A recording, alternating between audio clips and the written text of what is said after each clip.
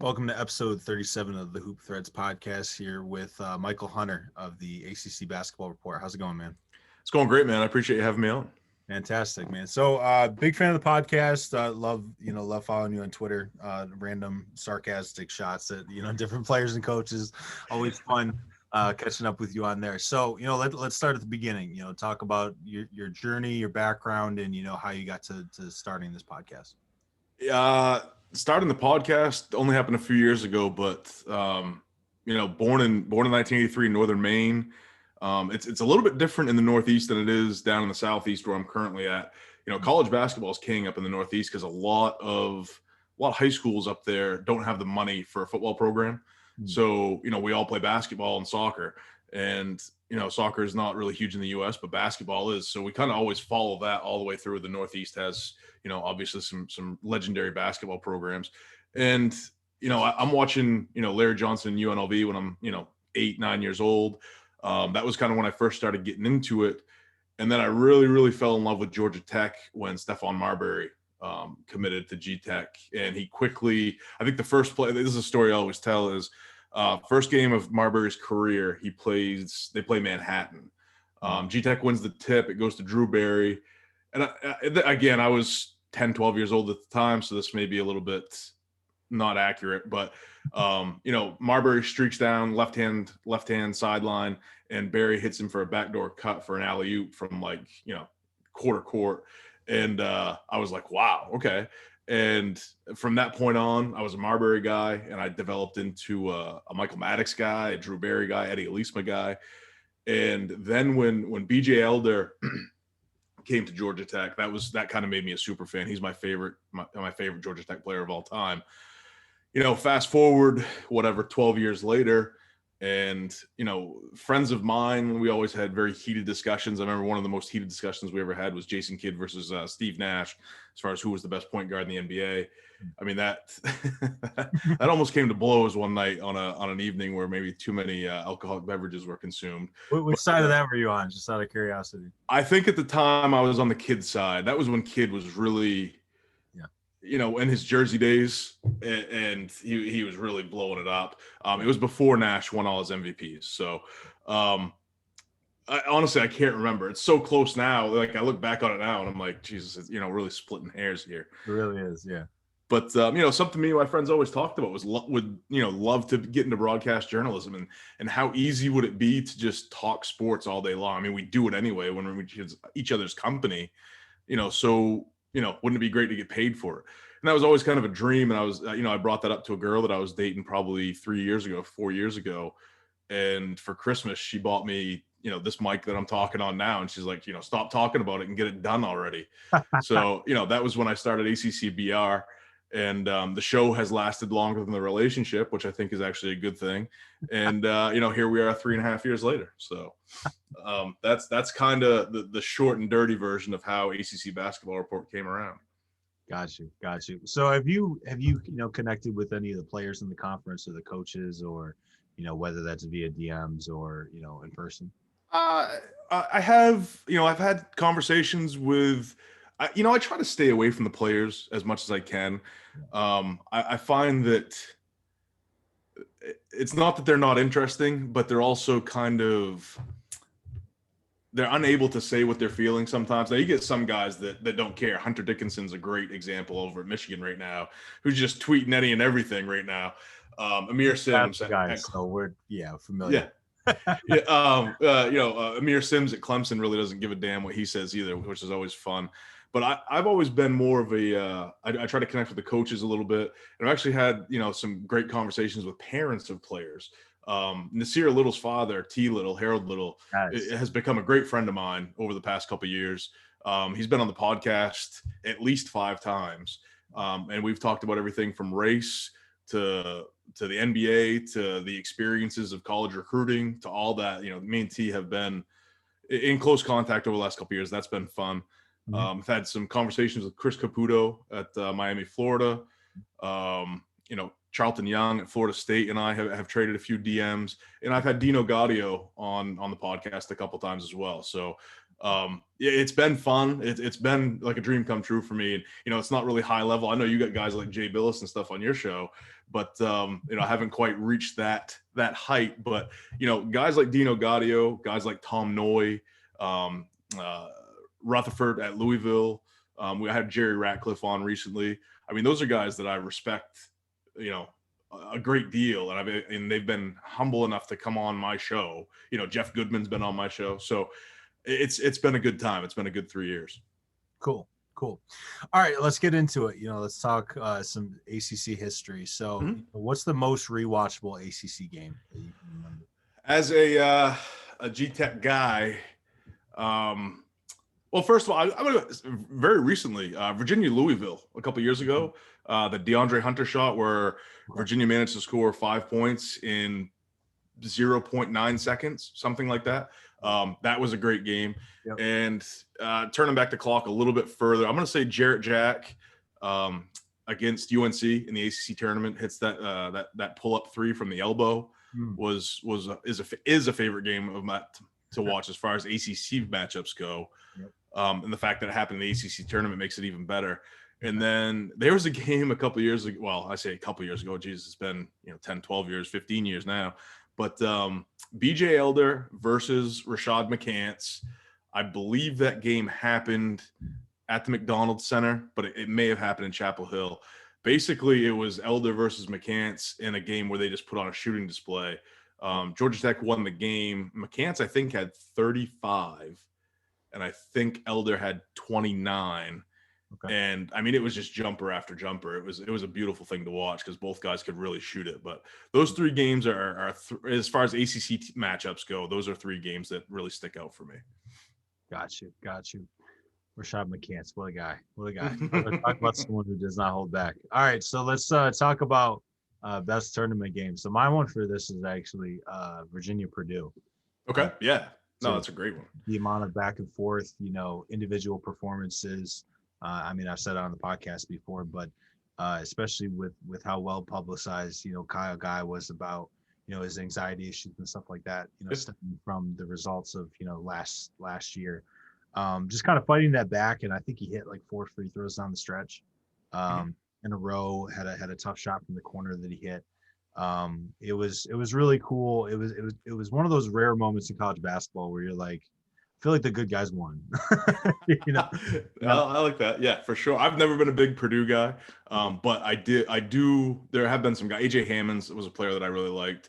And I mean, how could you not like Carson Edwards in the show that he would put on night in, night out? That was a great game. I agree. Crazy. So what's yours?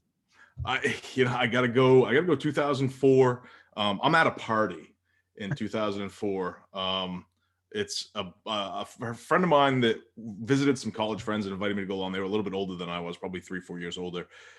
And, we're just kind of having a weekend party at this guy's loft during the tournament, during the Final Four. And Georgia Tech's playing Oklahoma State in the Final Four. And, Oklahoma State's got a great team that year. John Lucas III is on that team. Another Baylor, I can't remember his name off the top of my head, another Baylor transfer, I believe. But and I didn't really expect Georgia Tech to make as big of a run as they did when we went into that tournament, but I think they're down one, or the game was tied. It's a terrible story because I can't remember any of the specifics, but the one thing I do remember is Will Bynum, transfer from Arizona, Chicago legend, a great follow on Instagram, by the way. Top of the key, hesitation dribble, kind of pulls back like he's going to go up. Lucas III bites. Bynum goes all the way to hold, double clutches, lays it in at the buzzer. Georgia Tech wins. They're going to the finals against the Emeka Okafor-led UConn team that they had beat in Madison Square Garden in the preseason NIT. I was jacked. I'm obviously the only Georgia Tech fan in Northern Maine that's watching this game that intently. And, I'm freaking out because my guys are going to the finals and everybody else at the party's like, dude, there's like 100 girls here. Maybe don't act like such a nerd, but yeah, that was one of my best tournament experiences for sure. Fantastic. All right. Who's a coach that was on the hot seat that in retrospect looks the most ridiculous? It's funny because I'm a part of this, and you mentioned sometimes I'll take some shots every now and then.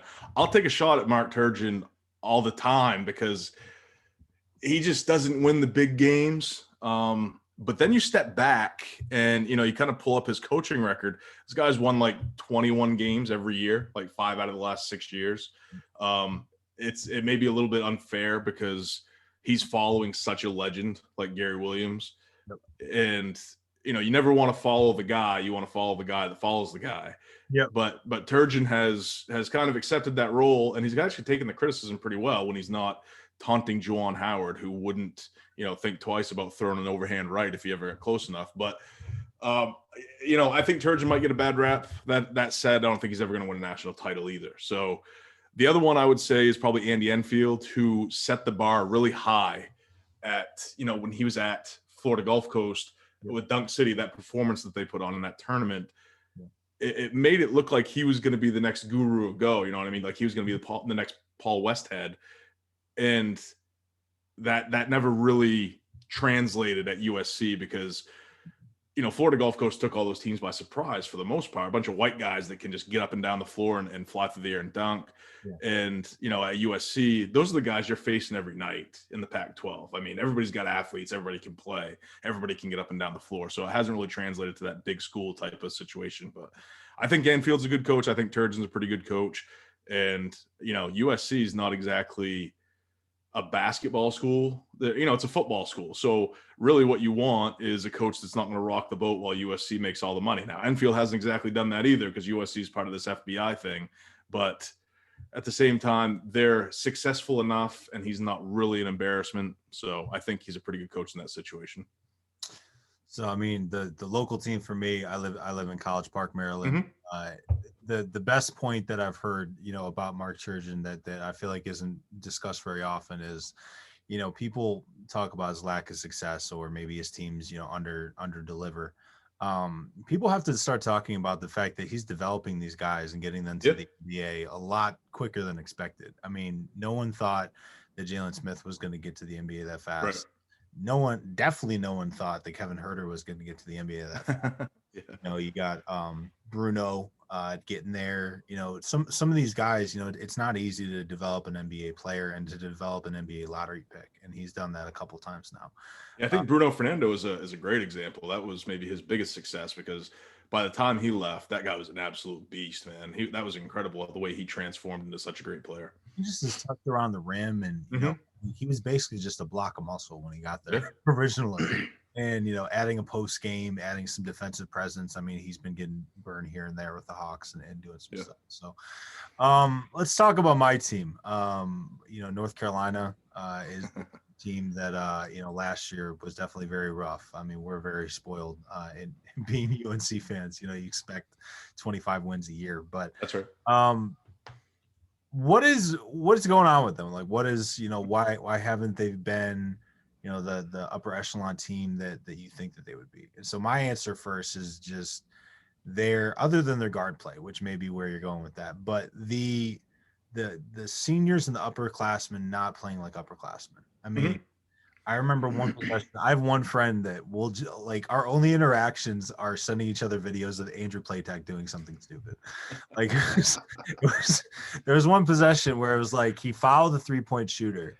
And then he, the very next possession, threw a lazy, slow cross-court pass.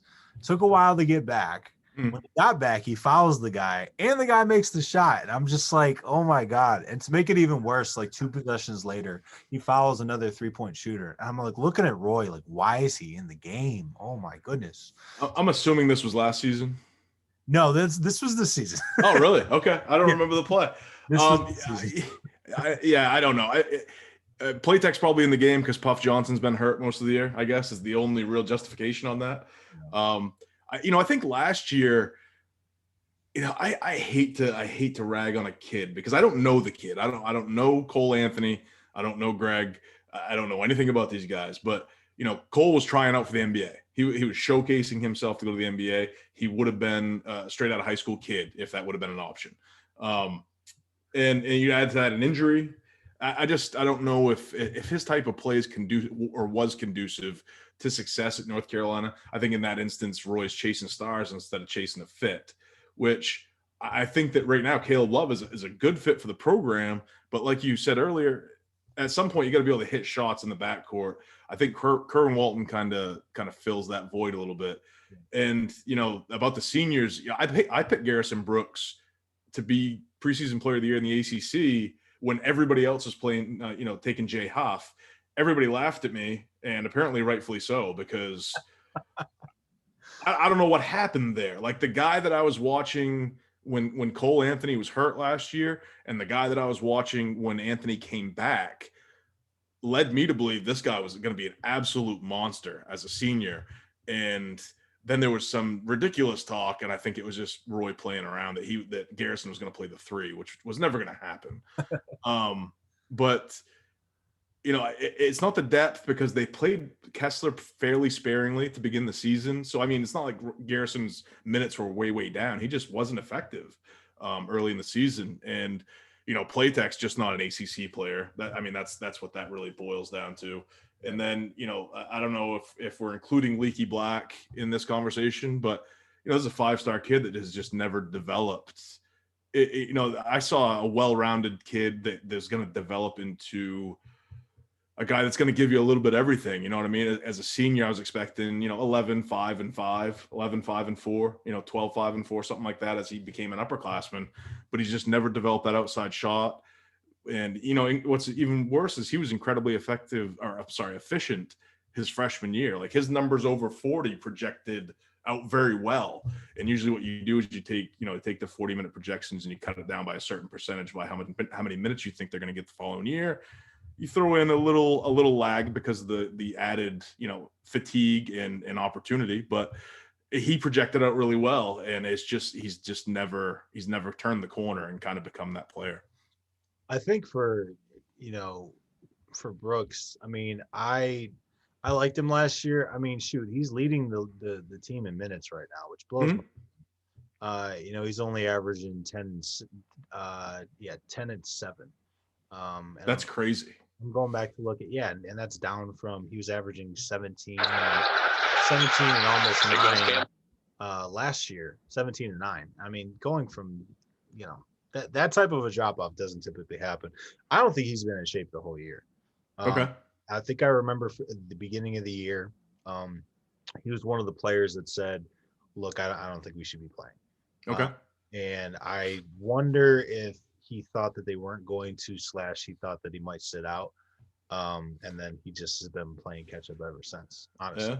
Yeah. Little Xbox and pizza. I think it was more the Bowberry biscuits. That'll happen too. Yeah, that'll get the best of you for sure. So, and I think that the guard play, RJ Davis had a lot of struggles defensively and, taking care of the ball early on in the year, had a great tournament game. I think he had 19 a game or two ago. So, they're rounding the form. I think that, their outcomes are so varied to me. You could tell me that they went on in the first round, and you could tell me they made it to the Sweet 16 or Elite 8. I mean, yeah, I mean, I've been touting that. I was on Sports 2.0 earlier this week, and I basically during that show talked myself into them beating Baylor in the second round. And I tweeted out some stuff today. I looked some stuff up. I try, basically me trying to talk myself into it further. And then as I'm sitting there at work today, I'm like, you know what? Micah Potter could get hot and Wisconsin could beat them by 15. And that wouldn't be shocking either. All you got to do is look at the discrepancy between, the first half against Florida State and the end of the game against Florida State. That's a 20-point turnaround. Florida State was beating them by 12 at one point, and UNC ends up winning the game by 8. It shows me that they have the talent to just turn it on, but at the same time, they haven't shown the ability to play a complete game in quite some time. I'm pretty confident about that game, just because Micah Potter's all of 6'8" or 6'9". Mm-hmm. They have a ton of height. The thing that concerns me is I think that Wisconsin could basically just pack it in and just be like, you have to prove that you can hit outside shots. And Brad Davison against Caleb Love could be a problem, because Brad Davison's a shifty little jerk. It's gonna play dirty and try to get in that kid's head, and it's either gonna piss him off and make him play well, light a fire in him, or he's just gonna go right into the trash. I honestly have. It's 50-50 for me which one happens. So, Yeah, he reminds me of that scrappy point guard from Ohio State a couple years ago. What's his name? Aircraft. Yeah, yeah. Except Aircraft could shoot a little bit better. Yeah, for sure. All right. So biggest ACC what if of the last 10 or so years. So I'll take this first. I mean, Okay. to me it was Kendall Marshall. I think it was Mm-hmm. 2011 that they had a stacked front court. You know, you had Henson, you had Zeller, and I'm pretty sure that was the team that had Barnes, McDonald, Yep. what's his name? The wing defender. I can't remember his name. Kendall Marshall was just the engine that made the team go. And I think that was the year that he stepped in. Wasn't Jackie Manuel, was it? No, Jackie Manning was 05. Oh shit. Okay. Yeah. Here we go. No, it was Leslie McDonald was on the wings. Dexter Strickland, that's who I'm trying to remember. Oh, okay. Yeah. They had Reggie Bullock and PJ Harrison. I mean, they were Oh stacked. yeah. Yeah. And Kendall Marshall just made the team go. And I think it was, I'll never forget the guy's name, Ekeniche, something like that. But he played for Creighton, chopped down on his wrist. And I think in the same game, he chopped down on Henson's wrist too. Henson ended up playing, and then they had to play Stillman White. That's a name. Yeah, against Kansas. So I think if that doesn't happen, I think they run the table. But who do you got for that? So mine is an off the court situation, and my biggest what if for maybe since Jeff Capel was fired from Oklahoma is what if the NCAA decided they wanted to look into Duke's recruiting practices? I mean, you got kids, I mean, we've spoke about this ad nauseum on ACCBR, but you got kids all around the country. You know, the kid that went to Louisville, I can't even remember his name anymore. I just know he had blonde highlights in his afro. But Brian Bowen. Yeah, Brian Bowen, Tog Bowen, yeah. And I mean, this kid was 20th in the nation. He's getting 6-figure offers to go to Louisville. Javon Quinterly is getting offers to go to Arizona. And meanwhile, Duke is reeling in the top 3 recruits in the entire nation. And you don't think there's no Samsonite bags changing hands in that whole exchange? Like, what are we doing here? I mean, you think that these guys are going to Duke because Duke just puts lottery picks in the NBA? No. Zion Williamson had a house in Durham for his whole family. Like, come on. And the NCAA couldn't care less. And you know, Duke seems to be working with a net that nobody else in the NCAA seems to be, or in Division I seems to be working with, and they're exploiting it and they're getting away with it. And nobody really seems to care because they're a nationwide fan base and they're going to get the ratings. They're going to make the money. And that's what it is. But if that was any other school pulling in that type of recruits, then, I mean, if it was USC, I mean, if it was Oregon pulling in those recruits, they'd be under investigation so fast that their heads would spin. And I just think that it's so obvious what's going on at some of these schools, Duke in particular, that for the NCAA to just, I think the best part is when Duke releases a statement that said, we did an internal investigation and we didn't find anything. So we're good. And the NCAA is like, all right, Mike, we'll see you at USA camp. And that's the end of it. So, yeah, I mean, the biggest what if is what if the NCAA had the balls to investigate Duke's recruiting practices? Did you know about the Lance Thomas story? Jewelry, right? Is that what that whole thing was? Yeah. He put something down like 10,000 or 20,000 down and on jewelry, and then he was supposed to pay another 500 or something. Ended up going to the league and then never paid it. So the jeweler went public. And Coach K said, we're a private institution, so we're not going to comment on that matter publicly. And then no one cooperated with the investigation. And then my back hurts. And then the investigation just went away. And I was like, how is, like, if the FBI knocks on my door, I'd be like, yeah, I don't feel like talking to you. I don't really understand how that works. There is I don't want to say this is gospel, but there's a rumor that I had heard. I mean, we all thought Zion was going to Clemson. I thought that was a foregone conclusion. You know, from Spartanburg, right outside of Clemson. I mean, that was where he was headed. And there was a rumor that very, very soon before Zion actually made his announcement, Coach K missed a game with a back injury. and they had a late game that night. There's a rumor that, a guy's cousin who's friends with whoever, my uncle's cousin's, sister's brother, is friends with a janitor at Spartanburg High School, and Coach K was actually spotted at Spartanburg talking to Zion, like the night he missed that game with back pain. Now, whether or not that's true or complete blasphemy, some kind of fabrication of somebody that hates Duke, I don't know. But I always thought that was interesting. I always thought that it really correlated with what we saw kind of unfold right before us. Like, hey, I'm going to go to Clemson. Everybody knows I'm going to Clemson. The best recruiting analysts in the nation that have sources, most likely within this guy's entourage. They're contacting your friends, your family, your cousins, your priest, everybody that may know something about what's going on with you and your recruitment. Yeah. That's what they're basing their predictions and their stories on. And then all of a sudden, all these guys are wrong. And I'm going to Duke, along with with two of the best three, recruits in the nation. It's so obvious, and nobody cares. I'm going to see if I can dig it up, after this conversation. But I remember one of my friends sent me a graph of there's only been like 5 instances that all of the guys that do the projections for recruiting, all of them were wrong. And like out of like the 7 or whatever it was like 5 of them were California guys and 2 of them were Duke guys. Yeah, it was. They did the same thing with Kevin Knox. Everybody had Kevin Knox going to Duke, and he ends up going to Kentucky, and it was just some big thing. I mean, you all you got to do, well, when he used to do it, was watch Evan Daniels. If Evan Daniels makes a prediction, it's because he's usually, the rumor is he's already written the story. Yeah. So, I mean, because if you watch a big time commitment, Evan Daniels has a story out like 15 seconds after the announcement's made.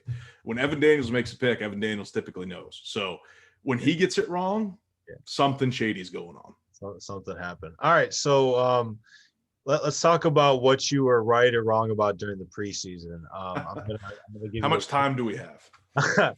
I'm going to give you a little bit of shit about talking about your own team, Georgia Tech. You didn't talk about the guy that ended up being the ACC Player of the Year, Moses Wright. Man, that's again, how much time do we have? Moses Wright is my biggest incorrect evaluation of any player since I started doing this. He was the most frustrating kid for me to watch play. Like, I didn't want that kid to see the floor at all. As a freshman and sophomore.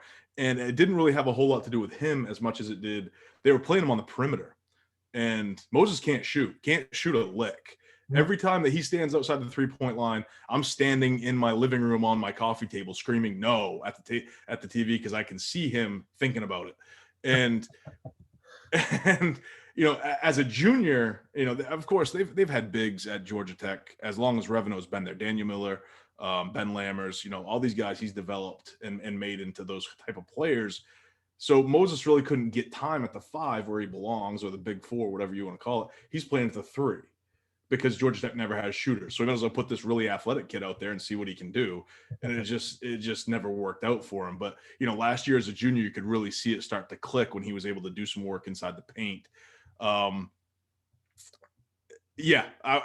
I will fully admit that I've been wrong on Moses Wright. He's turned into one of my favorite players to watch now. What I was correct about this year, though, was I predicted Georgia Tech to finish 4th in the ACC.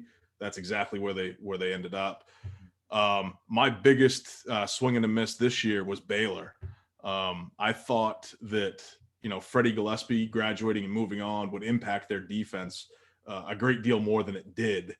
And I mean, they came back and we're just going to plug in whoever we got, a warm body at the 5, and we're still going to be elite defensively. And I said it on the podcast. I said it on anybody's podcast who had me on, that I didn't think Baylor was a top 5 team.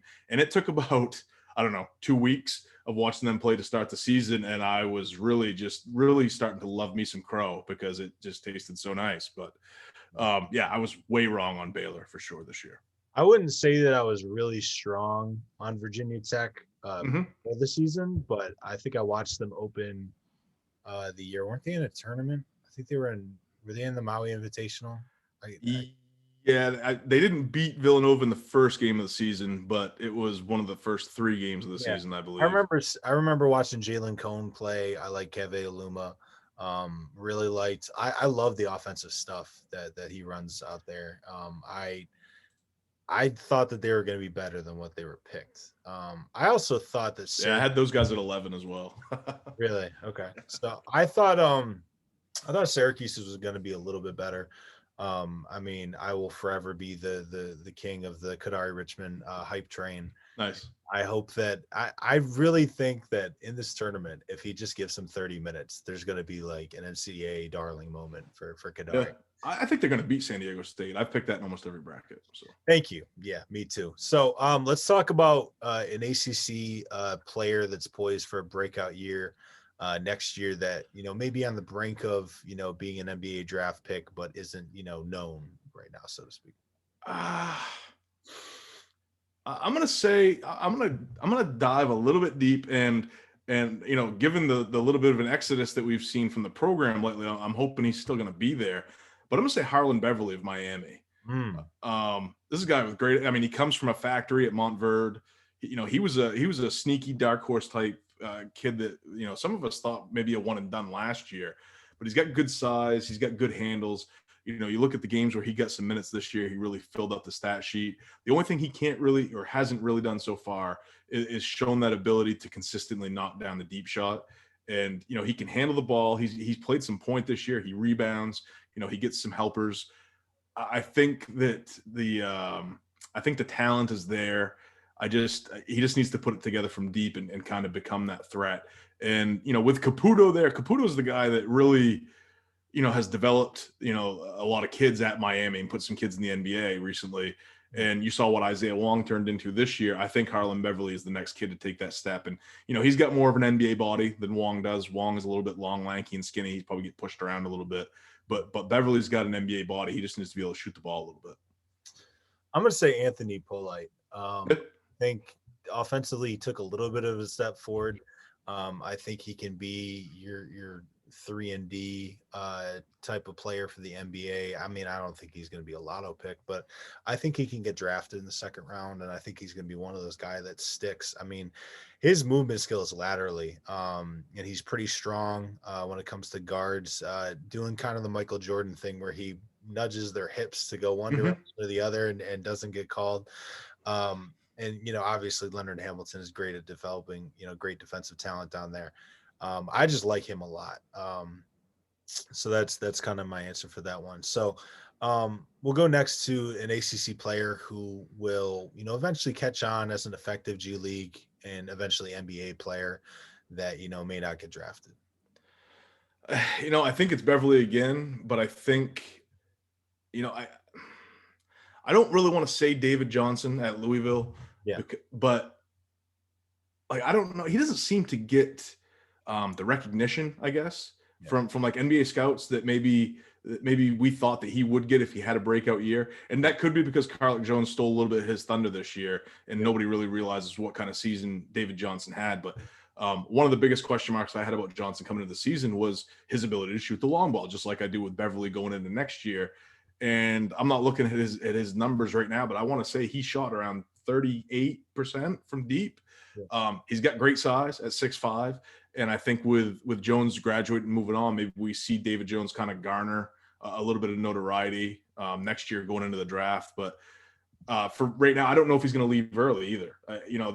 He got so much hype in the preseason. I remember I caught so much grief because I think I ranked Isaiah Wong ahead of him on my returning players in the ACC list in the preseason, and people were not happy about that at all. And I feel a little bit vindicated on that, but at the same time, Johnson had a very nice year.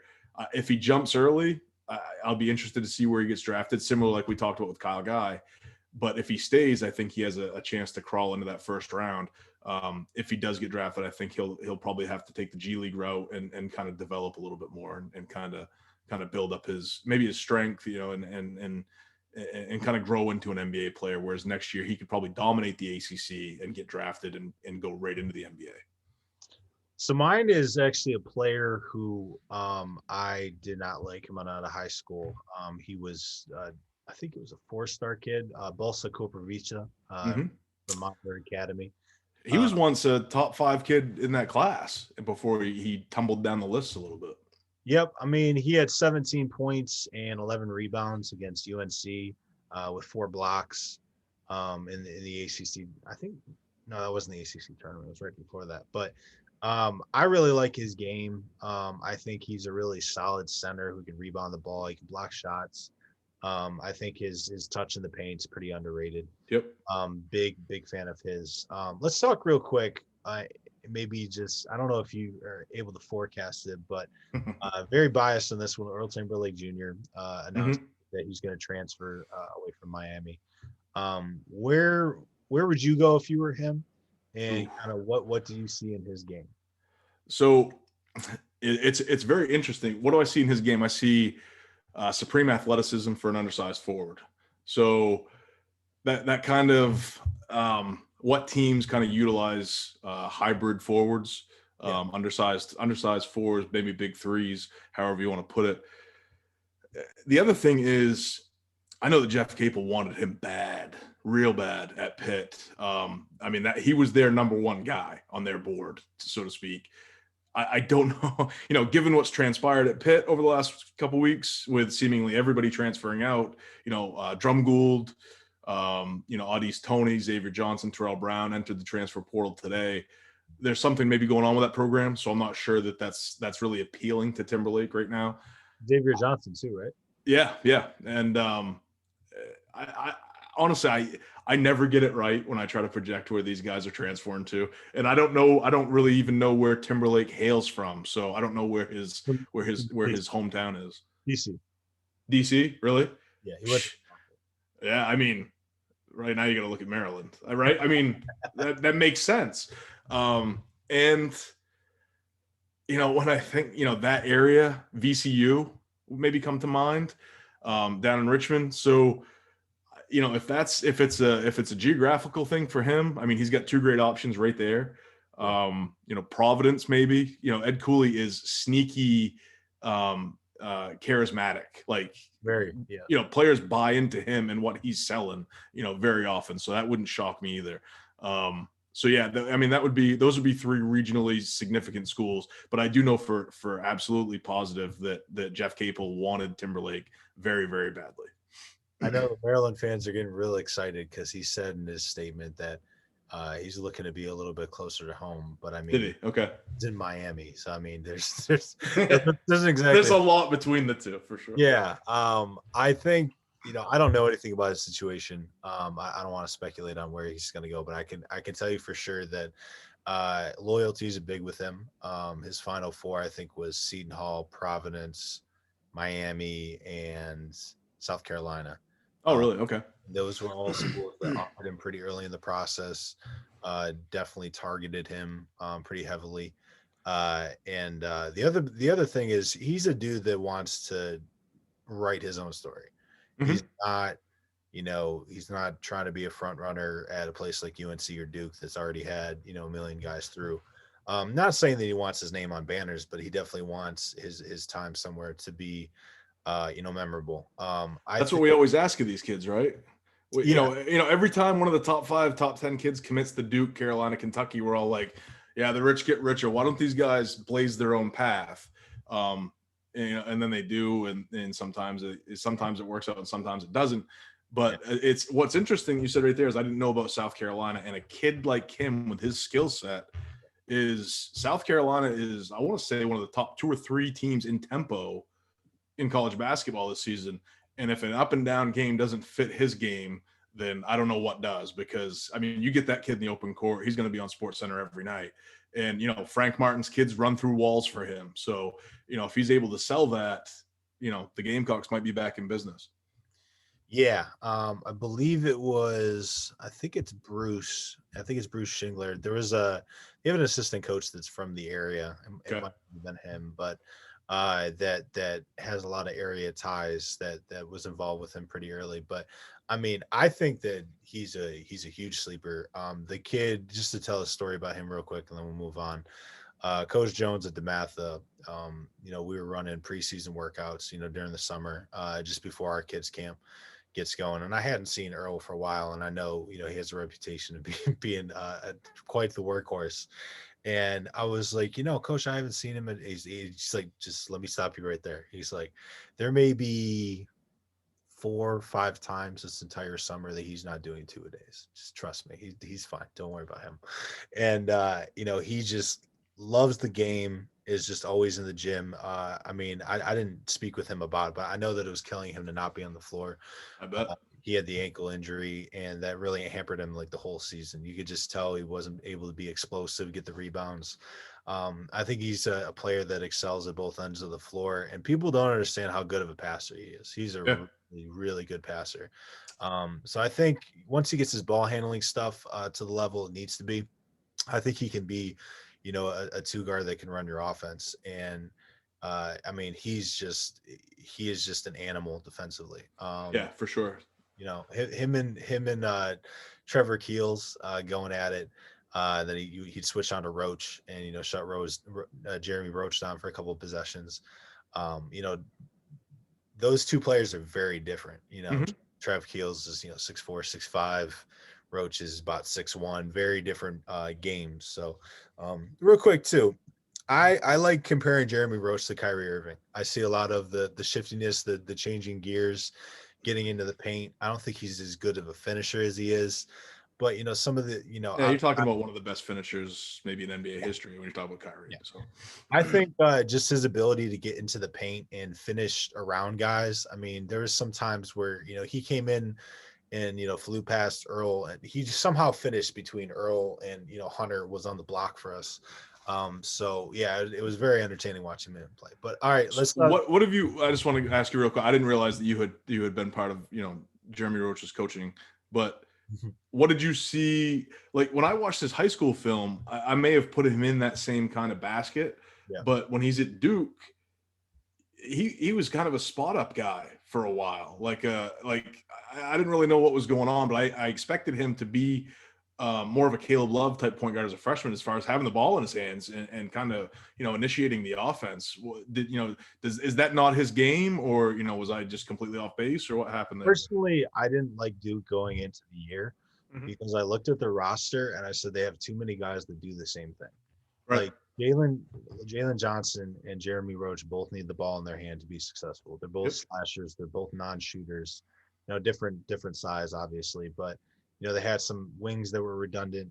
And they just, I don't know why they don't use Matthew Hurt more often. I looked at, I think you tweeted something about, averaging 18 points a game while, only averaging like 12, 13 or less shots. Yeah. Yep. And it's like, I mean, if you just feed that kid, a couple more shots, he's averaging 25 a game, and the narrative is totally different. I think Jalen Johnson, he's a player that needs, like I said, needs to have the ball in his hands. And as a non-shooter, it narrows, some of the outcomes in the paint. It's kind of similar to, he was kind of a smaller Ben Simmons to me, except he doesn't care about the other end of the floor. It's part of the issue. So I just kind of saw that as, just having a stud, that does kind of the same thing.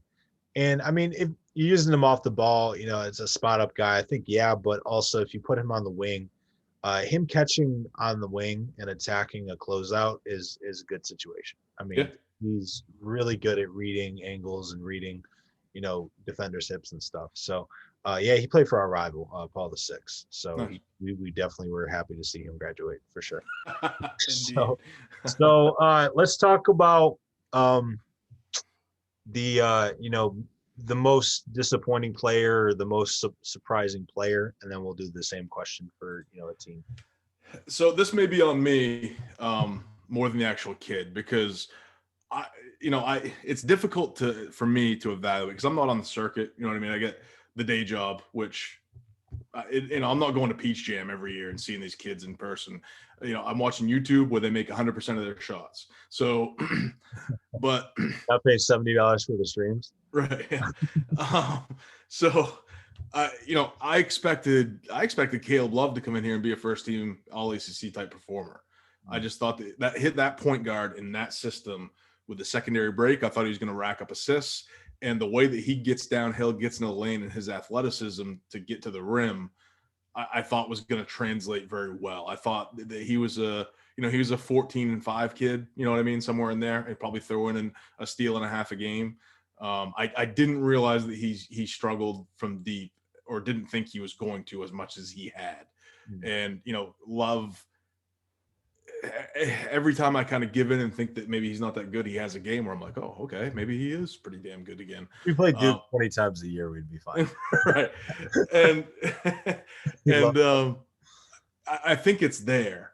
What I hope doesn't happen is that he decides to jump and, gets lost in limbo with, there's like 15 different ways for kids to make the NBA right now. I couldn't even tell you how many, what the different contracts mean, or what they are, or how they allow you to go, from one league to the other.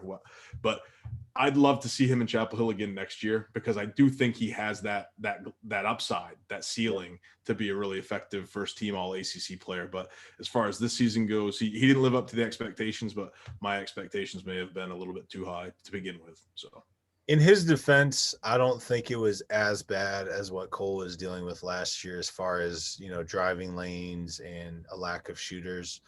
But I mean, we did only have one shooter. I mean, if you got Leaky Black on one wing, and Garrison Brooks is the other big, and then, a 7-footer that is definitely not a shooting threat, clogging paint.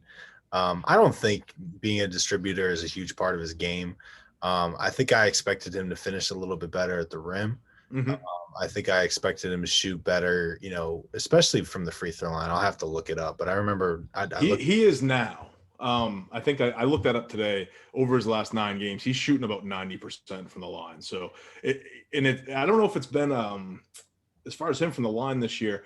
I'm not sure that it's his percentage that's bad. It's his timeliness that's been bad. Yes. Like when you need him to hit a free throw, that's when he's going to miss the free throw. That's kind of what I've kind of gathered throughout the season. So let's go to the positive end of that. Who's a team or a player that, surprised you the most in a positive way? I think the player is on the team, and that's Keve Aluma at Virginia Tech. I mean, you're talking about a kid that averaged like 5 points a game in however many minutes it was, 1,400 minutes. I looked it up the other day, 1,400 minutes at Wofford. This guy averaged 5 points or whatever it was. Now he steps into the ACC, second game of the season. He dominates Jeremiah Robinson Earl, who is one of the best big men in the entire nation. And, he rides that throughout the season to a second team all ACC selection. I mean, he's been a revelation. I don't know if you saw the video that Virginia Tech put out yesterday, where basically it called out every media outlet that doubted them. And it put out everybody, CBS, The Athletic, everybody. And it just said at the end, thanks for doubting us. And I'm sitting there thinking, I'm glad they didn't read any of my stuff, because I picked them 11th. I thought that these guys were toast. They didn't have anybody in the front court. And, Justin Mutz has been fantastic, a transfer from Delaware. And I mean, I was talking about it last night on my podcast. Those two guys, and now this team, this is a 3 seed in the ACC tournament, and they get a 10 in the NCAA tournament. They're playing against Florida, who I don't know why they deserve a 7 over any of the teams that we've talked about tonight, but this is a dangerous team as a 10 seed, and not only to Florida, but to Ohio State. And if those guys are right and Aluma stays out of foul trouble, the Hokies are going to be a big deal in the tournament. Yep, absolutely. Big fan of that team. Who's a player or a team that you're just kind of like, I love watching this guy play? So for me, it is, if you follow me, you know this. Well, the runner-up award goes to Kadari Richmond. I feel bad. I'm Jim Boeheim right now. He's the runner-up. He's not he doesn't actually get the playing time. I love watching Andre Curbelo play basketball. Okay. Yeah. I really think that the ball moves really well. He's just a pick and roll dynamo. His shot is coming along. He nailed a big shot in the Big Ten championship a couple days ago. I think NBA teams should definitely be excited about what he can do. As some of his passes I think it was against when they played Baylor. He drove baseline and it was like he drew two guys and he was underneath the basket. He whipped a pass behind his head that went to the opposite 3-point line.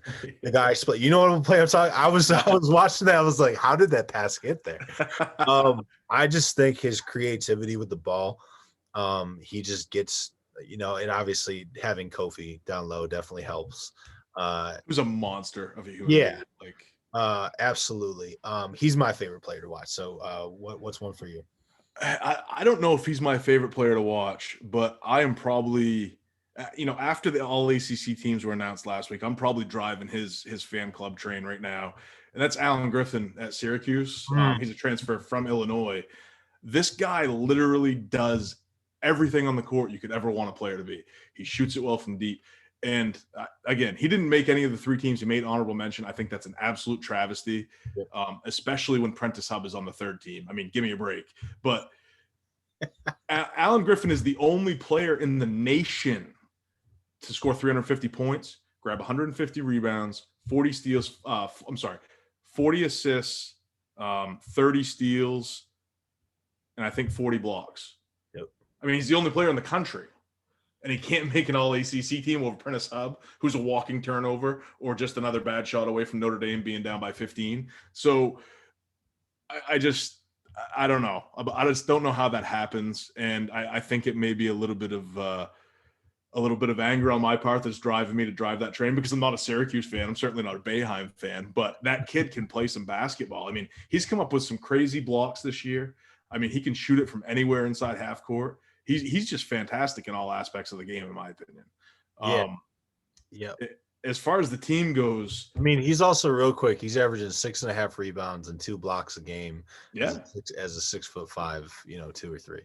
I did not expect that when he transferred from Illinois. I knew him a little bit as a shooter, and I thought that those guys would be able to really bomb away from outside. But he's a superb athlete, and he does it all. He's a fantastic player to watch play. What's a current coach that has a shot at supplanting one of the legends? I'm going to add a caveat because Tony Bennett is the obvious answer. I'll see. All right, let me pull up something here. I would love to say Leonard Hamilton, but he's a little bit long in the tooth right now.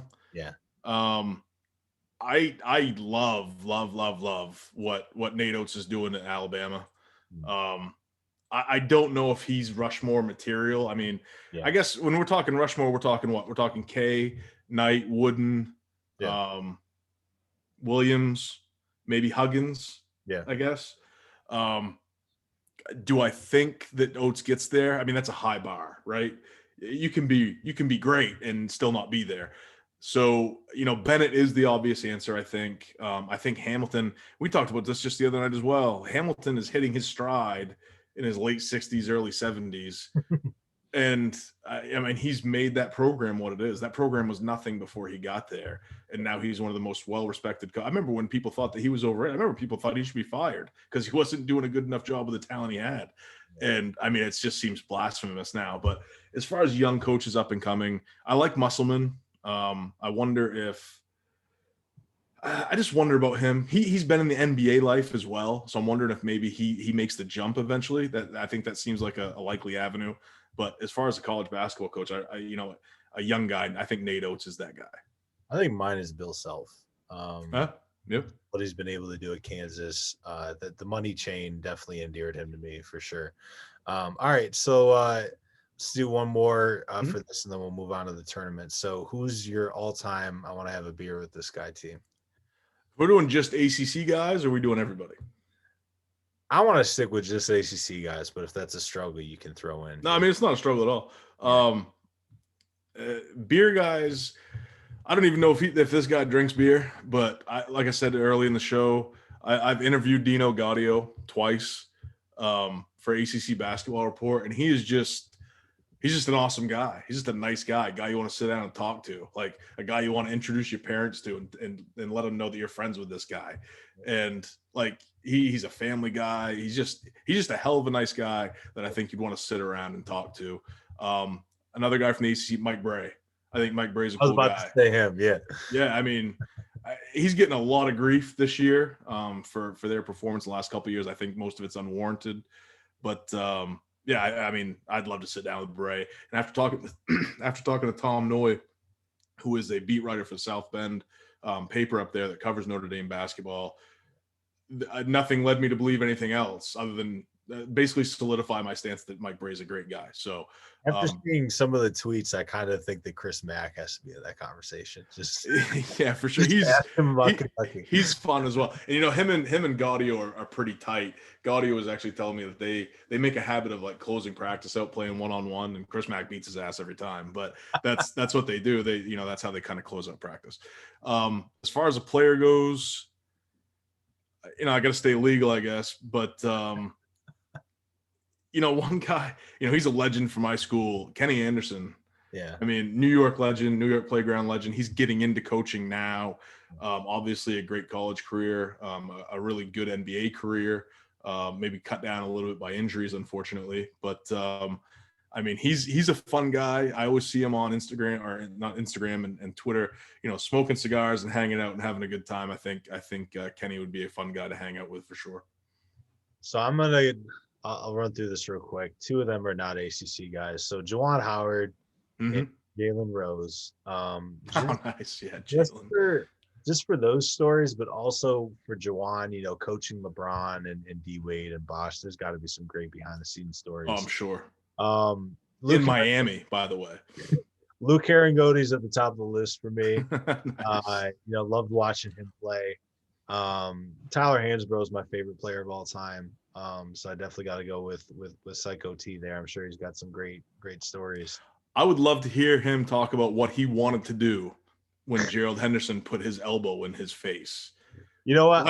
I have Duke fans that still argue that was unintentional. I'm like, okay. I don't know how many times you try to block shots with your elbow, but it's not a very effective way to go.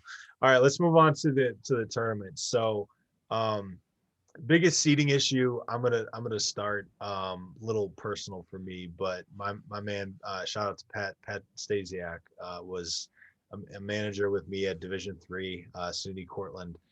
Now works as the Dobo for Colgate. And this team dealt with a lot of COVID issues. They weren't allowed to play non-conference games. They went 14-1, and they ended up as a 14 seed. As like a top, I think they were a top 15 team with the net because they blew a bunch of the teams in their conference out.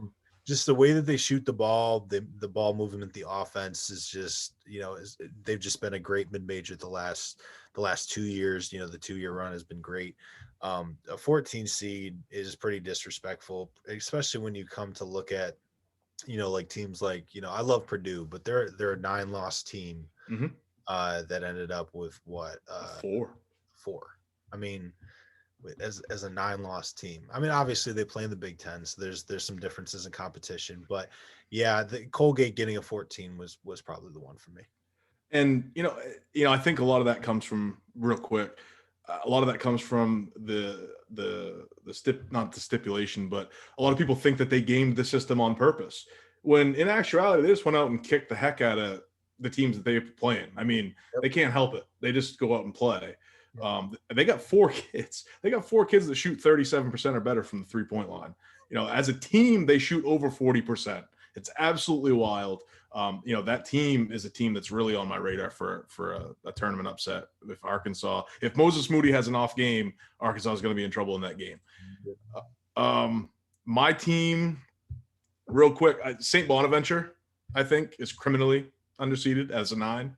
I think but I got to go with my guys again. And hey, Georgia Tech's my team, so I'm going to talk about them. But look, this is the 4 seed in the ACC. Okay, they've won 8 games in a row. They just went through the ACC tournament, and they're the ACC champions. Granted, they didn't have to play Virginia, but hey, whatever. Everybody's playing with a piano over their head this year.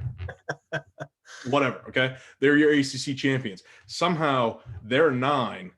Clemson is a 7. North Carolina is an 8, which, hey, no offense to your guys, but it's not exactly been all that impressive all season long. And you're going to put them against another criminally underseeded team in Loyola Chicago.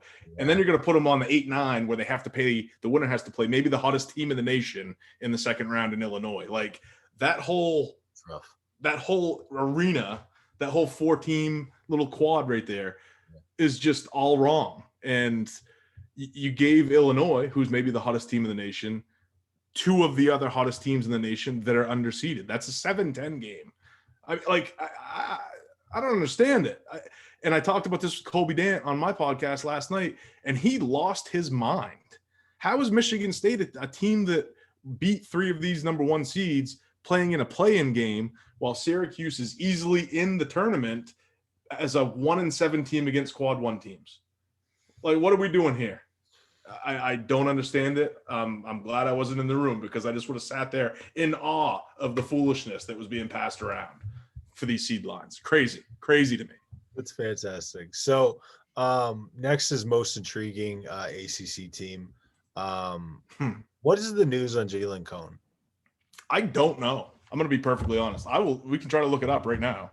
It seems to be something new all the time. What it feels like. If Jalen Cone is back, I feel pretty strong about what they do as a team.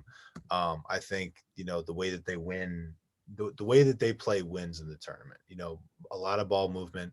They have a couple guys that can just randomly go off for 20 and bust your ass if you're not paying attention. Keve Aluma can get going. Cone can get going, as we were talking about before. The transfer, the big, what's his name again? Justin Mutz. Yeah, just attacking the boards. I like them. So what about you? Yes, and I just found out from the Richmond Observer, richmond.com, something like that they will be without him. As of 11 hours ago, Jalen Cone not expected to play in the first round of the tournament. So that's big. Virginia Tech is a team that, like I said, I mean, if Aluma's right, and there's things within the NCAA tournament that always it's a tighter whistle in the NCAA tournament. Always seems like that. Aluma is the big man for these guys. Justin Mutz can play the small ball five if he really needs to, but I don't think that's a situation that's conducive to a whole lot of success. And as far as the tournament goes and teams I'm excited for, I think Syracuse can beat San Diego State. And I'm not really sure it's going to be a close game. Like Matthew Mychal for San Diego State, I think that zone can kind of neutralize him. And then if all it takes is Syracuse. You saw what Buddy Boeheim was doing the last week of the season. I mean, the guy saw the end of the end of the road coming, and I'm just going to shoot it every time I touch it. And hey, by the way, I'm a pretty good shooter. Joe Girard needs to really get his stuff together, though. If Syracuse is gonna make any kind of noise, he needs to not shoot them out of games. Yeah, exactly. The Prentice Hub situation. I'm okay with you shooting poorly. It's if you shoot them out of games where it's become an issue. I mean, Dolezaj is the definition of a crafty veteran. Not great size, not great thickness, but he'll take a charge. He'll get some rebounds. He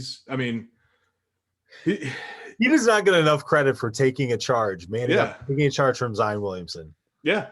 Zion sent him flying, but he did it. If Syracuse has to play Illinois, he's going to foul out Coburn in the first half just by flopping all around the bucket. I mean, plus, all Coburn's going to have to do is breathe on him. I think, Dolezaj is all of 205 pounds, but I like Syracuse as an 11, and it's the same every year. They barely get in, but once they get in, they win games. And I think Syracuse has the ability to win some games.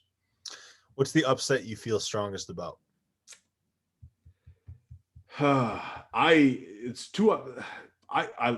Colgate. I really like Colgate. I just think that their ability to shoot the basketball, that's what you need to do to upset teams in March. And Arkansas has been really hot lately. And, with those peaks eventually come valleys. And Moses Wright's a freshman. I'm sorry, not Moses Wright. Moses Moody's a freshman. He's a very good freshman. He's probably a lottery pick or a late first round pick, but he's still a freshman going to his first NCAA tournament. If Jordan Burns can shoot like that, if these other kids can shoot the way they've shot all year, again, I believe they're number 3 in the nation in 3-point shooting right now at about 40.5%, something like that. If those guys start lighting it up from 3, Moses Moody might start to panic a little bit. Justin Smith and JD Note, these guys haven't been there before. So, I like Musselman. Obviously, he's a good coach. He's been to the tournament before. He knows how to lead a team in the tournament. But this is still a pretty young Arkansas team that hasn't seen a whole lot of success in recent years. And Colgate is a team that can absolutely shoot the basketball. So that's one that I'm really looking at. Ferguson, by the way, 142 offensive rating, tops in the country. Just for what? Yep. All right. Let's talk about the elite team with the easiest road. For me, we talked a little bit earlier, but for me, it's Gonzaga. I think Creighton could unravel in the first round, playing a tough UC Santa Barbara team. Virginia, could have some COVID issues. USC, I think they got beat by Colorado 3 times this year. Defensively, they're really good. Offensively, I don't know if the scoring is going to be there in the tournament. Kansas, I think you mentioned earlier, Anaruna, Jalen Wilson, and then who was the third guy that was out? David McCormick, potentially. McCormick being potentially out. I mean, that's a lot to lose. And I think that they could survive that first game, but playing against USC, with Evan Mobley, I think he would just demolish them without McCormick. And Oregon VCU solid. I think Iowa's beatable. I think, picking VCU to beat Iowa wouldn't be a stretch considering the way that they play defensively. And just the fact that, Iowa either has to play Duarte and Oregon, or they have to play Bones Highland and VCU. And, we'll get to it later, but I think Bones Highland is the prospect who can help boost his stock the most. Yep. Obviously very skinny, but just the shot making ability, the amount of space that he's able to create off the dribble. And I just think that most of the country doesn't know about him. He's had some scoring outputs that are, noteworthy, but I don't think that the average college basketball fan knows about him. Yeah, I think you're right. And he seems to be getting better with every time he steps out on the court. I saw a funny tweet, I want to say last weekend maybe, where one of the scouts that I follow, he got a text from an NBA scout that just said, Bones Highland, what do you think? And the guy just responded, yes. Yep. And the scout said, thanks. And that was all. That was the conversation. But yeah, I absolutely agree. This kid that can shoot the heck out of the ball. So he's one that can really help himself. I'm not gonna disagree with you, but for the sake of kind of going a different way, I think Alabama's road sets up perfectly for them to make a run to the Final Four. I mean, I think the best team they're probably going to face in this run is Texas. I'm looking for, Florida State to probably knock off Michigan, but I'm not really sure how strong Florida State is either. Michigan playing without Isaiah Livers is a huge deal. I mean, Livers does so much for them as far as, ball movement on the outside, rebounding, and obviously shooting from the perimeter. We saw them in the Big Ten tournament. They're a different team without Livers. Still a talented team with Wagner and with, certainly Hunter Dickinson and Eli Brooks, but Livers is kind of the engine that makes that car go. And without him there, with only Texas standing in Alabama's way, Alabama is really capable and they can really shoot the ball. And I think they're really well coached now with Musselman. So I think right now that bracket is really kind of a red carpet for them to the Final Four. Interesting.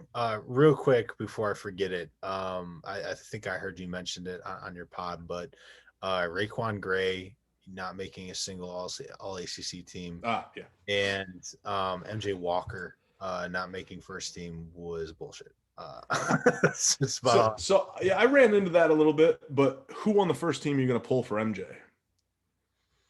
I don't remember it off the top of my head. It was Hauser, Alvarado. I'm sorry, no. It was Hauser, Wright. Jesus, no. Yeah, Hauser, Wright. Matthew Hurt. Carlik Jones. And I can't remember who else. That's it. I mean, yeah, it's tough. I don't want to get sidetracked by that. Yeah, okay. I think Florida State fans, have a legitimate argument. Sure. I think I had Walker on my third team, and I didn't have Gray. For me, it came down to I think it came down to Gray and Leshevsky from Notre Dame, which I think he had kind of an underrated season this year. Obviously, Notre Dame wasn't that good, but I think I went with Leshevsky just for the sake of having a Notre Dame game. Try to spread it out and try to spread the love a little bit. I don't know if that's the proper way to do that, but that's how it kind of ends up sometimes. Yeah. Talk about give me your boldest upset. I think the Colgate upset's pretty bold, but we won't get back into that. We'll kind of, like I said, we'll share the wealth a little bit. I talked the other night about Morehead State against West Virginia, and it took about 36 hours before I talked myself right back out of that prediction.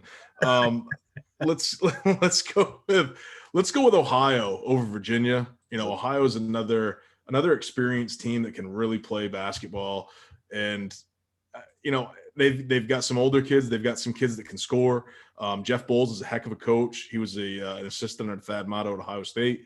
He did a really nice job for Stony Brook after Mychal took the Rutgers job. And, you put good coaches with good kids in a situation where Virginia is not that good defensively, or not as good defensively as they have been in years past. This is their lowest adjusted defensive rating since 2011, I believe is the number. And, I think they're prime pickings to be picked off again this year. And I think Ohio is maybe a little bit underseeded. And I think that game is the game to definitely keep an eye on.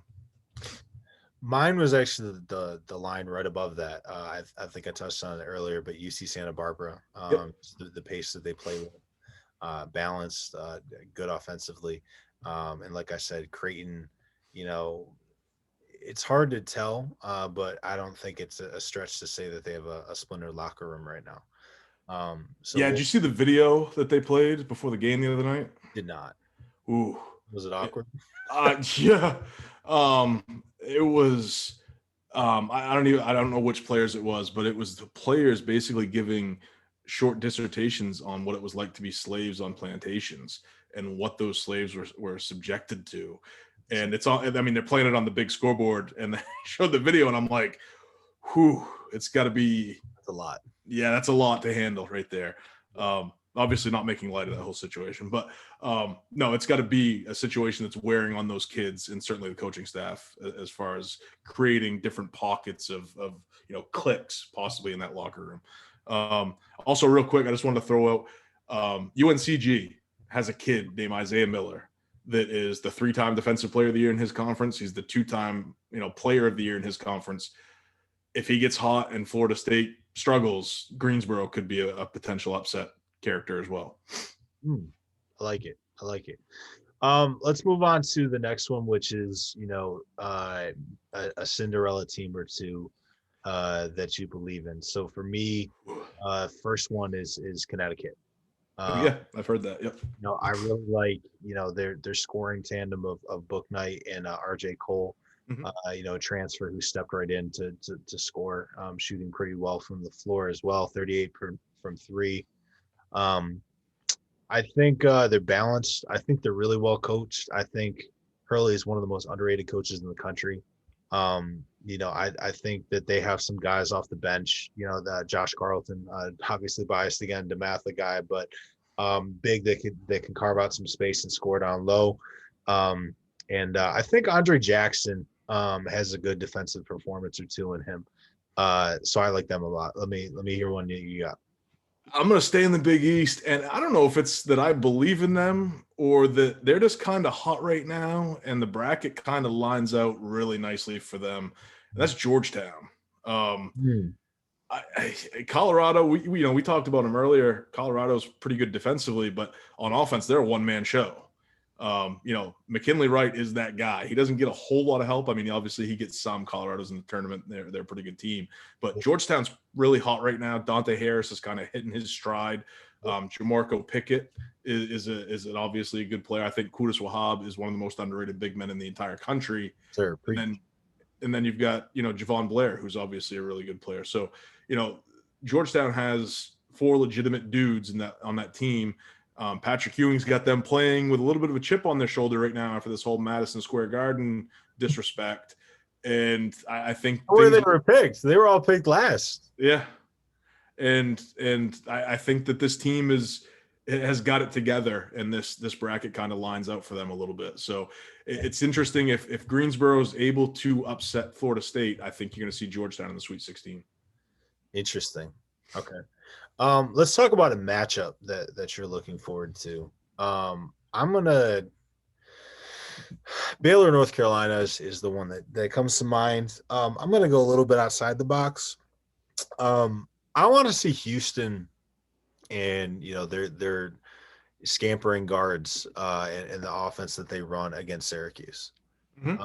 I really think that would be an interesting matchup. I think Kelvin Sampson is a very hilariously underrated coach. Yep. I have someone in my group chat who, now I'm going to mention his name, Tyler Shaleni, has been killing Houston all year. Saying that they're a bunch of bums and everything, and here they are with 2 seeds. That's a bold take, Tyler. That's what I said. I mean, I think, I kind of just want them to create like a tournament or something at the beginning of the year where all of these mid-major teams just play high-level competitions so we can stop hearing this tired narrative that, their conference is weak. I cannot believe that I'm still hearing some of this shit about Gonzaga. It's like, dude, how many top-level teams do they have to play? Right. And someone said, it was the dumbest thing I've ever heard. He was like, yeah, well, they haven't played a top-level team, in the new year. I'm like, that's because that's when conference play starts. All right, yeah, you really don't because know. They played them all back in December. Like Kansas, all of them. So, what do you got for that? I guess we'll keep it in the first weekend for now. North Carolina and Baylor for me is just a matchup that I've been looking at hard for 3 days now, or 2.5 days now, whatever it's been. But that North Carolina front court against a Baylor front court that's undersized. I mean, Mark Vital is a straight up warrior out there. Ain't nobody going to take that away from him. But he's not going to compete at a high level with Day'Ron Sharpe, I don't believe. And then you got 3 more guys that are going to play in that front court like that. And these freshman point guards against the defensive guards that Baylor has. Right. So that's the contrary is you got that North Carolina front court playing against the Baylor front court that's not fantastic, but they get the job done. But then you look at the other side, you got, Walton freshman, Davis freshman, Love freshman, Playtech sucks. And they're going against Macy Teague, Davion Mitchell, and Jared Butler, who got robbed as far as the Big 12 Player of the Year goes. It's difficult to see. I found a stat this morning that I tweeted out was Baylor's 280th in the nation in offensive rebounding percentage for opponents, and North Carolina is number 1 in the nation in offensive rebounding for the season, both in total rebounds at 444 and rebounding percentage at over 40%. Then you slide over to Mr. Eric Haslam's metrics and you look at it. North Carolina is number 2 in the nation in second chance conversion percentage.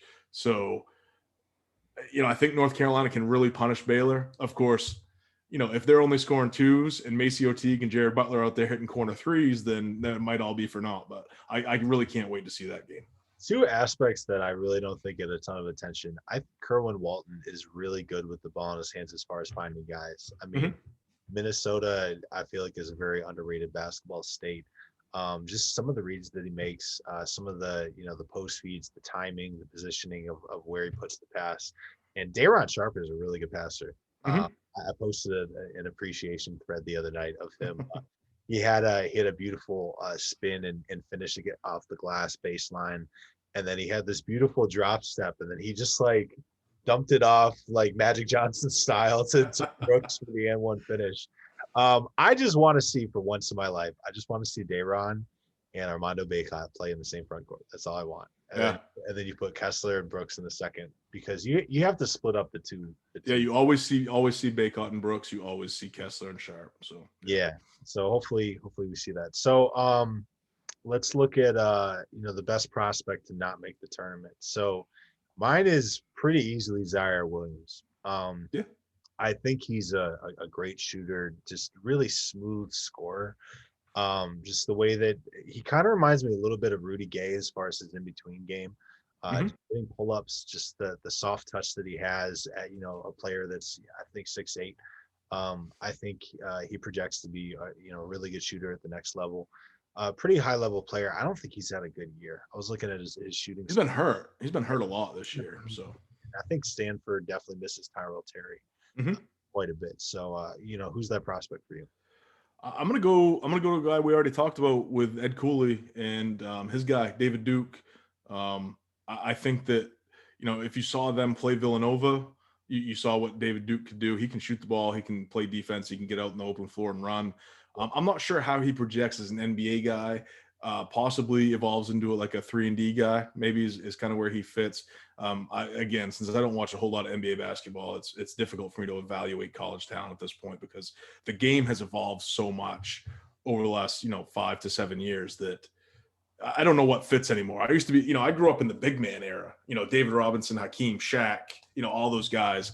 So the way the game's played now is kind of foreign to me. But as far as a college basketball player and a kid that we should see in the tournament, it would be a treat to see him in the tournament. I think David Duke fits that. He's just really entertaining. He's really athletic. And, like some of the other guys we've talked about tonight, I don't know if a lot of people in the country know who he is. And I think that's a shame.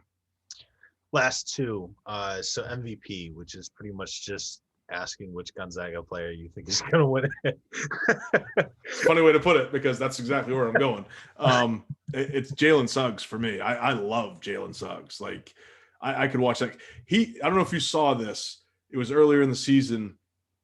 Somebody shot a video and then put it in slow motion of him throwing like a 40-foot bounce pass. And it was, I watched that video 100 times. Like, it was one of the most beautiful things I'd ever seen as a basketball fan. And he just threads the needle. And, I've seen him play as much as possible, usually on Saturday games, because I got to be up at 5 a.m. for work. I'm not staying up till midnight to watch Gonzaga play, Pepperdine or whoever. But, this kid, he does it all on the floor. He runs the break. He initiates the offense in the half court. He plays defense. He can get up and go get it, or he can put it up for somebody else to go get it.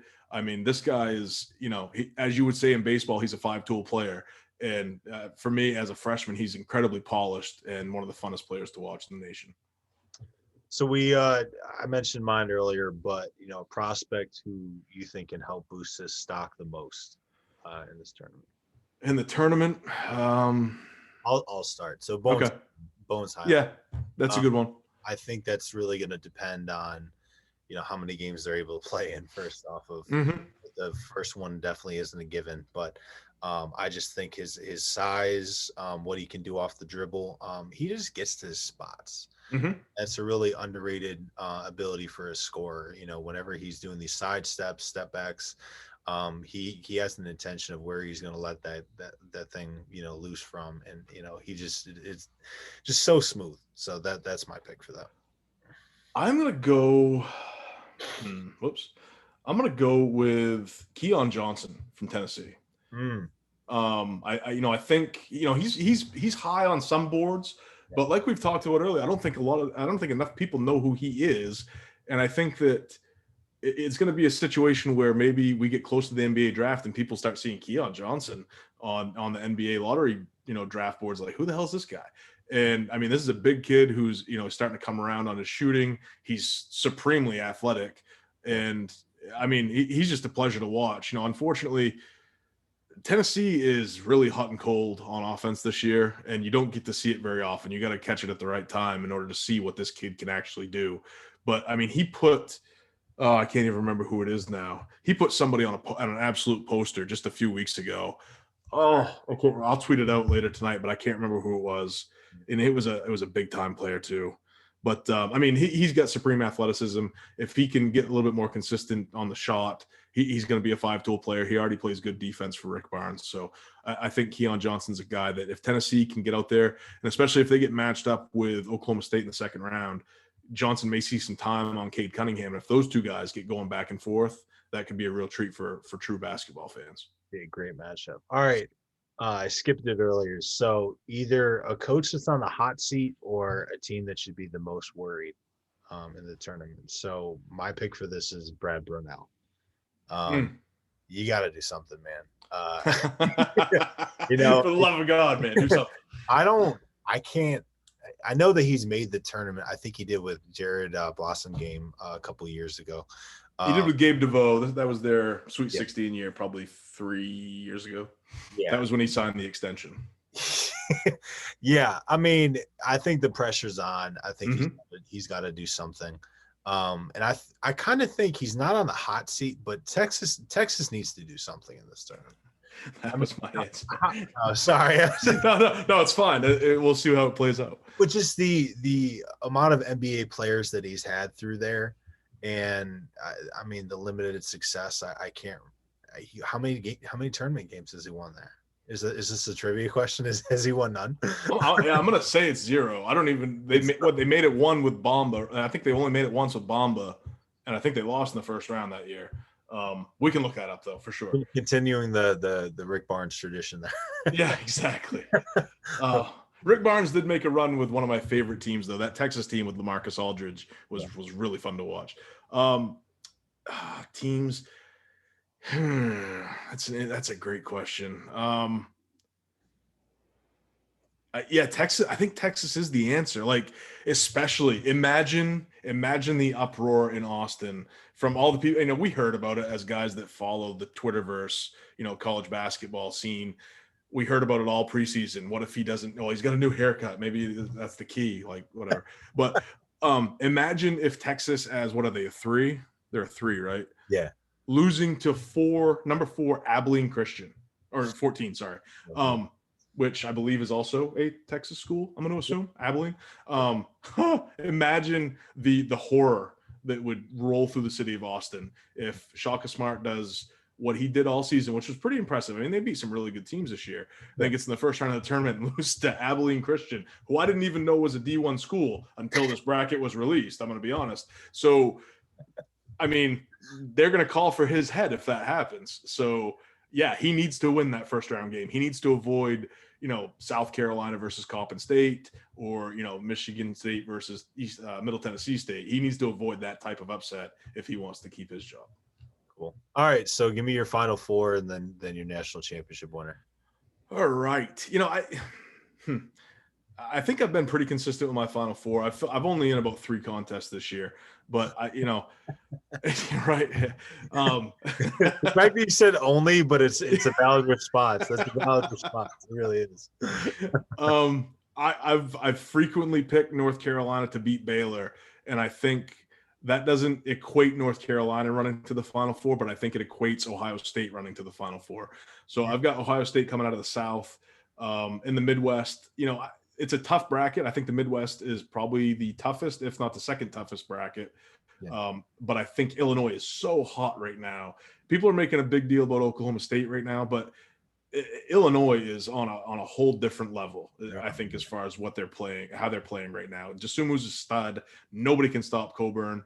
And that matchup with Tennessee, if that ends up happening, yep. My goodness. Yeah, that'll be. I mean, that's athletes everywhere. Yeah, and yeah, that's going to be good.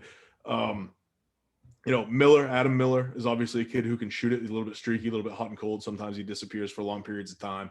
We talked about Curbelo, and then you got Georgie off the bench, who is a fantastic 6-man. So really, let's go. Yeah, I mean, Illinois is legit, and I got them coming out of the Midwest fairly easily. I think it's going to be a little bit easier than we're making it out to be. I think Illinois is head and shoulders above. But, where the toughness and the difficulty for that bracket is going to come in is picking all these other games where everybody else is pretty much equal. In the East, which I think is the easiest bracket, I think it's pretty soft. I think, like I said earlier, it really lays out the red carpet for Alabama to go to the Final Four, where they will face Gonzaga, who I think – I don't know if Gonzaga struggles with anybody.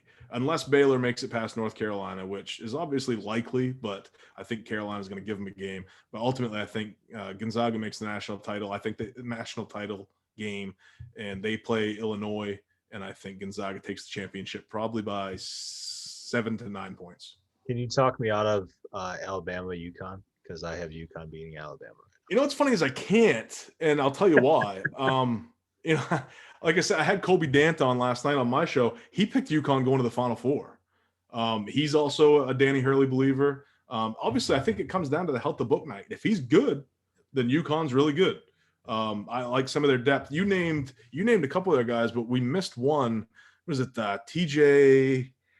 I hate when I blank on names, man. I hate it. And I don't have their stuff in front of me. But they have 3 legitimate scoring guards on that team. Let's just say that. And they've got some, not great big men. Acott has potential, but hasn't been all that consistent this year, obviously. But they have depth. I think they have quality depth in the front court. We talked about. You think about RJ Cole? Is that what you're trying to say? Yes, that's what I'm thinking of. Yeah. What is that, the player that you mentioned earlier? Yep. Maybe. Okay. Yeah. Tyrese Martin. I think it's Tyrese Martin. Is that the other kid that I'm trying to think? ESPN and their autoplay videos. I know. Hate him. RJ Cole was actually a transfer from Howard, so I was pretty familiar with his game. But yeah, Tyrese Martin is there. Yeah. And then they've got some players. I think Josh Carlton, it's really weird. I thought he projected out to be a better player a couple of years ago, but he hasn't really developed. But no, I mean, I'm not a huge, what I told Kobe last night was, you do know that Jim Calhoun's not in stores anymore, right? And I'm not a huge believer in Danny Hurley, but okay. I do think that the East bracket is weak, and there's a lot of teams that could come out of there. I just think Alabama's the best one. So my Final Four is Gonzaga, Texas, Arkansas, and Illinois. Arkansas, I'm gonna have to look at that bracket because, man, like you said, if Moody goes cold and Colgate gets hot, that might be over. It's hard for me to project because I think each of the teams at the top, have a lot of holes, and there's some dangerous lower seeds. You got Winthrop. A lot of people, a couple of people are telling me that they're going to put North Texas, beating Purdue in that upset. Utah. Put me in that boat. Say again? You can put me in that boat as well. That's a pick. That's an upset of mine. So, Colgate, like we were talking about, and then, 7-10 matchup, Virginia Tech, and then Oral Roberts is, offensively phenomenal this year. So leading scorer in the nation on that team. Yep. So that's my Final Four. And then obviously, I've Gonzaga and Illinois in the title game, with Gonzaga winning by a score of 88-82. Does that make you back off at all when you see that so many people are coming up with that matchup? Do you automatically think that I got to get away from that? That's too chalky. I mean, most of the time when that happens, I keep that matchup and then I throw an upset or two in there. Yeah, I like that. Yes, sir. I go kind of ballsy with the upset picks at that point. So last question. I think I was put onto Sean's work by you, if memory serves. The Sean 2M. From Making the Madness. Yes. So I want you to give me, a name or two. It's kind of hard to do off the top of your head, but a name or two that college basketball and basketball fans, should be following. Sean. It's funny. Sean is he's a lot younger than I am, and we have a lot of differing opinions.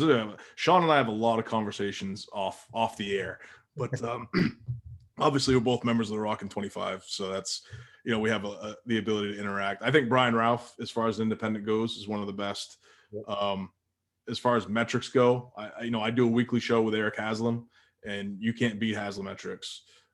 It may take you a second to learn how to navigate the site, but he's that should be a bookmark on your browser if you're a college basketball fan.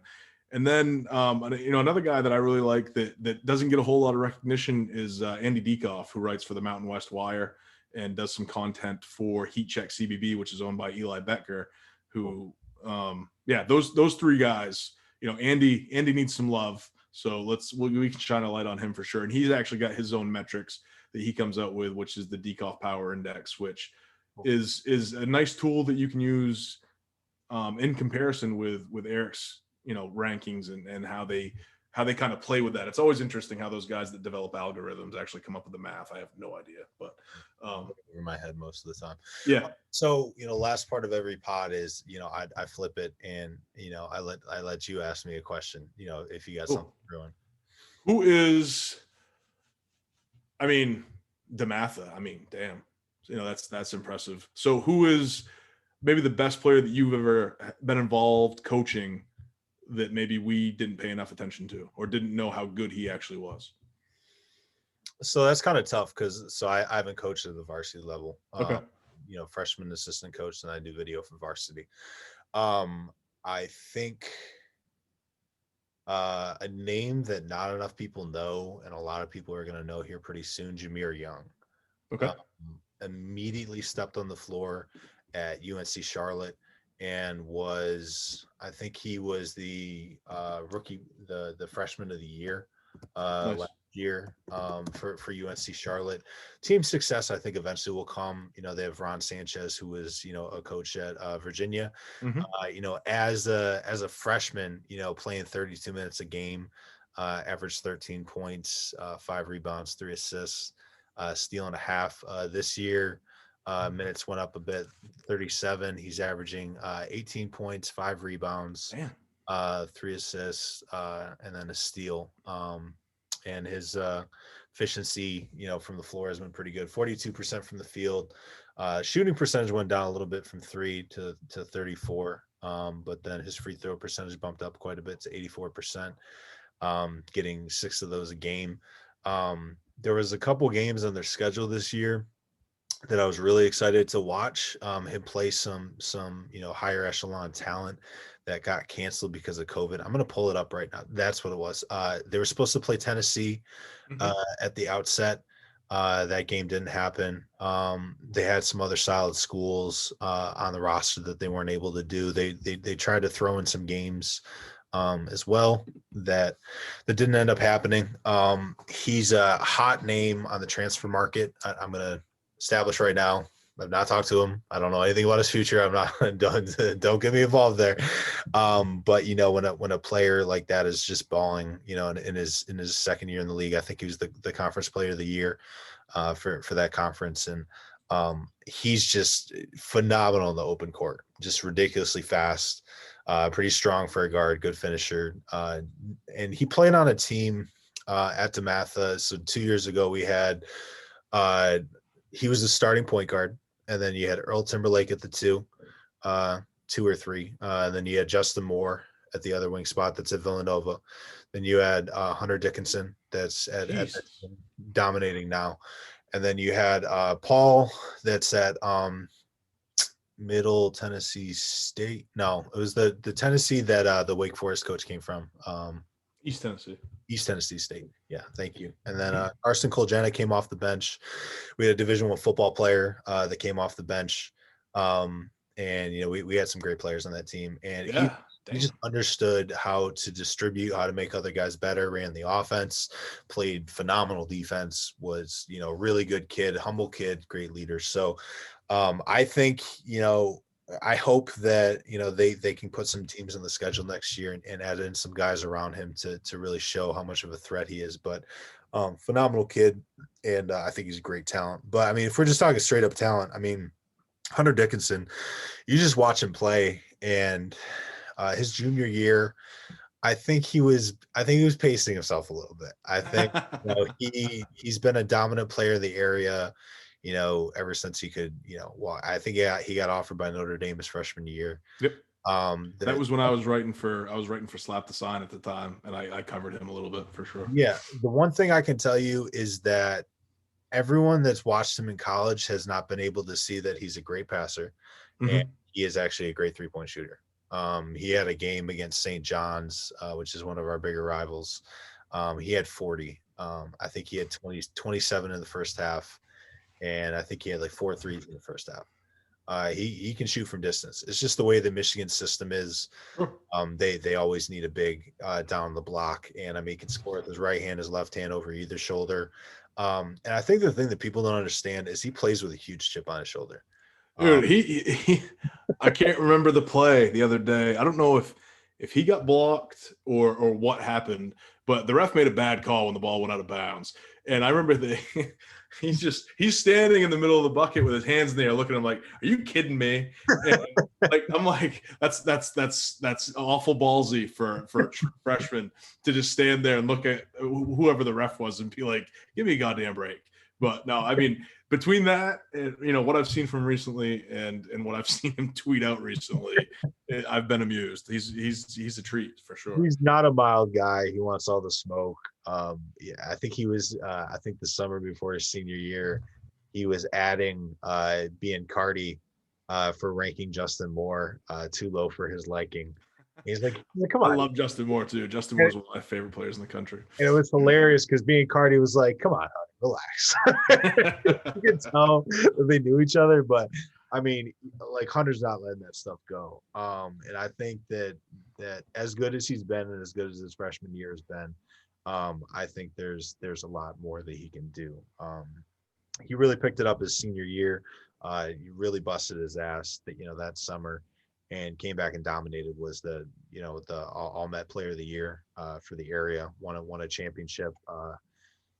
Beat a good PVI team pretty handily in the title game, and just left no doubt about the fact that he was the best player in the conference. Nice. So I think that he's eventually going to be an NBA guy. Oh And yeah, for sure. I think the relationship with Juwan Howard is great, and he's a kid he's really intelligent.